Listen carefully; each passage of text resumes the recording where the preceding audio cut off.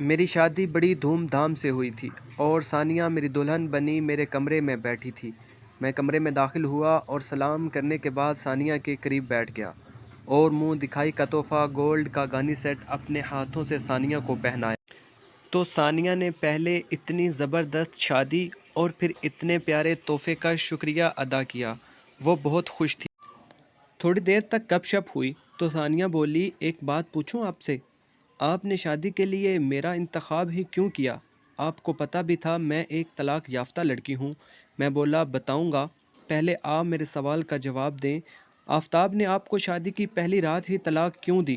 وہ بولی جو میں بتاؤں گی یقین کر لیں گے۔ میں بولا اگر یقین نہ ہوتا تو تم پہ تو کیا زندگی بھر کا ساتھی بناتا؟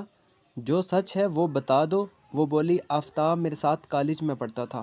ایک دفعہ اس نے میرے سامنے کوئی ایسی بات کی جو مجھے پسند نہ آئی اور مجھے شدید غصہ آیا اور میں نے آفتاب کے منہ پہ تھپڑ دے مارا، کیونکہ اس نے بات ہی اتنی گھٹیا کی تھی۔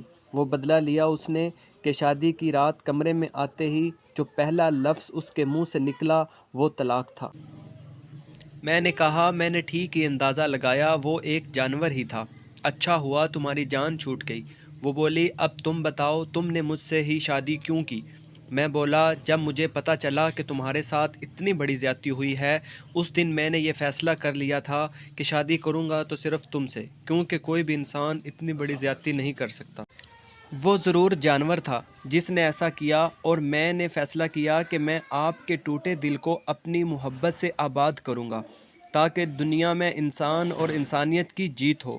ثانیہ نے سر میرے کندھے پہ رکھ دیا اور بولی تم بہت بڑے انسان ہو۔ آج ہماری شادی کو 5 سال گزر چکے ہیں، 2 بچے ہیں ہمارے، اور ہم دونوں ایک کامیاب اور خوشحال زندگی گزار رہے ہیں۔ دوسری طرف آفتاب کی دوسری بیوی نے بھی آفتاب سے خلا لے لی ہے اور آج کل شدید ڈپریشن کا مریض بنا ہوا ہے اور جگہ جگہ سے علاج کرواتا پھر رہا ہے۔ ظلم کا بدلہ ہمیشہ اس دنیا میں بھی ادا کرنا پڑتا ہے اور اس دنیا میں بھی ادا کرنا پڑے گا۔ اللہ حافظ، اللہ نگہبان۔